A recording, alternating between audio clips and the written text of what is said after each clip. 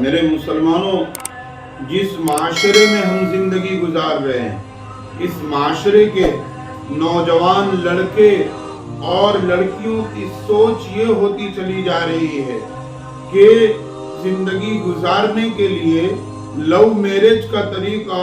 یہ سب سے بہتر ہے، اور آج نکاح کے معاملے کے اندر ماں باپ کی رائے کو ٹھکرا دیا جاتا ہے اور خود زندگی گزارنے کے لیے لو میرج کا طریقہ اپنے لیے انتخاب کرتے ہیں، حالانکہ شریعت نے لو میرج کو ناپسند کیا ہے۔ کیوں ناپسند کیا ہے وہ ابھی میں بتا رہا ہوں، سنیے۔ اللہ تبارک و تعالیٰ نے اس کائنات کو بنا کر انسان کو اس میں بسایا ہے، اور اللہ کا فیصلہ ہے کہ تا قیامت انسانی مخلوق اس دنیا میں آباد رہے اور توالد اور تناسل کا سلسلہ چلتا رہے۔ انسانوں کو اپنی زندگی گزارنے کے اندر شریعت نے، اسلام نے اس کو آزاد نہیں چھوڑا، بلکہ شریعت کی شکل میں ایک قانون دیا ہے زندگی گزارنے کے لیے، تاکہ وہ اپنی جنسی خواہشات کو پورا کرنے میں جانوروں کی طرح پورا نہ کرے، اس سے ممتاز اور الگ ہو جائے، اور ایک نیا معاشرہ تیار ہوتا ہے نکاح کے ذریعے۔ اس لیے نکاح ایک اس کڑی کا اہم جز ہے اور حقوق اس کے ساتھ جڑے ہوئے ہیں۔ نکاح صرف دو افراد کا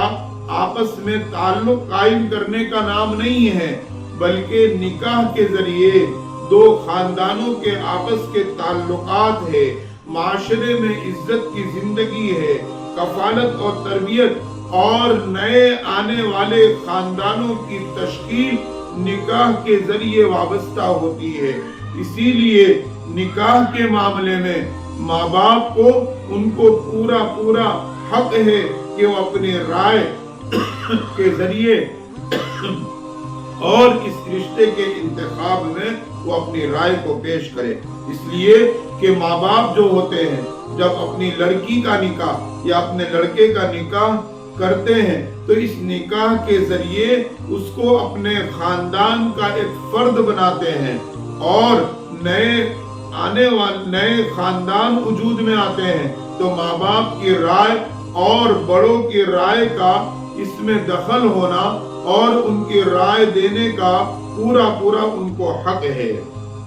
لو میرج اگر کرنے جاتے ہیں تو اس صورت میں ماں باپ کی رضامندی، ماں باپ کی رائے، بڑوں کی رائے ختم ہوئی تو سب سے پہلے تو ہم نے ہمارے ماں باپ اور بڑوں کے حق کو ضائع کر دیا ہے۔ آج کل کے نوجوان لڑکے اور لڑکیاں یوں سمجھتے ہیں کہ نکاح تو ہمارا معاملہ ہے، لائف ہمیں گزارنی ہے، زندگی ہمیں گزارنی ہے، اس میں بڑوں کی رائے کی کوئی ضرورت نہیں،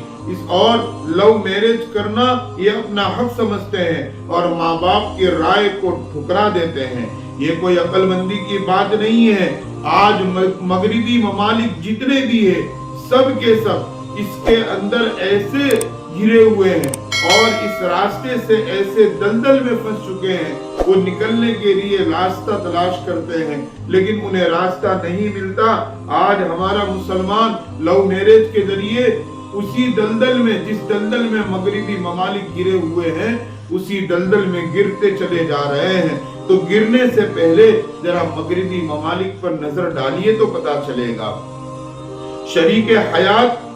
کے لیے انتخاب کے لیے لو میرج کا طریقہ اسلام نے ناپسند کیا ہے۔ کیوں ناپسند کیا ہے؟ کہ لو میرج کے اندر اجنبی مرد کا اجنبی عورت سے تعلقات کا قائم ہونا، اس کو دیکھنا، اس سے ملنا، اس سے باتیں کرنا، اس کی طرف جانا، اس کی باتوں کو سننا، اور یہ ساری چیزوں کو ہم سب کے آقا جناب محمد الرسول اللہ صلی اللہ علیہ وسلم نے تو گناہ زنا قرار دیا ہے۔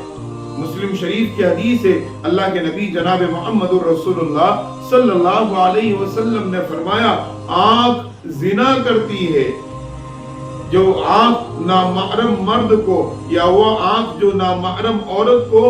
دیکھتی ہے شہوت کی نگاہ سے، تو اللہ کے نبی نے اسے زنا قرار دیا ہے۔ इसी तरीके से अल्लाह के नबी ने फरमाया कि कान जिना करते हैं, कि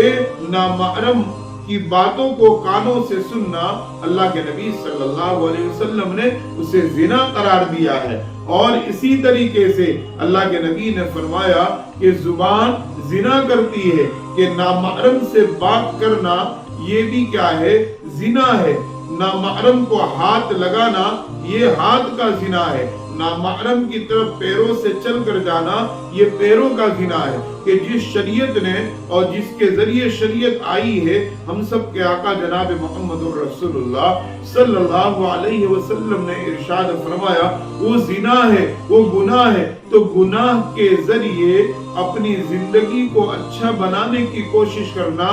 इसमें हो ही नहीं सकता कि उसकी जिंदगी खुशगवार बन जाए। इसीलिए हजरत दाऊद अलैहिस्सलाम ने अपने बेटे हजरत सुलेमान से कहा, बेटा शेर और सांप के पीछे तो चले जाना, लेकिन किसी नामहरम औरत के पीछे न जाना। हदीस में आता है अल्लाह के नबी जनाब मोहम्मद रसूलुल्लाह सल्लल्लाहु अलैहि वसल्लम ने इरशाद फरमाया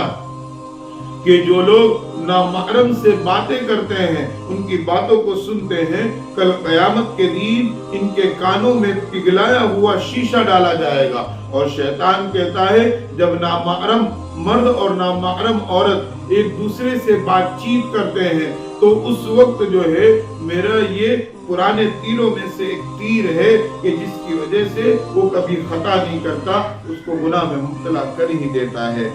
और हजरत फुज़ैल फरमाते हैं, नामहरम को देखना,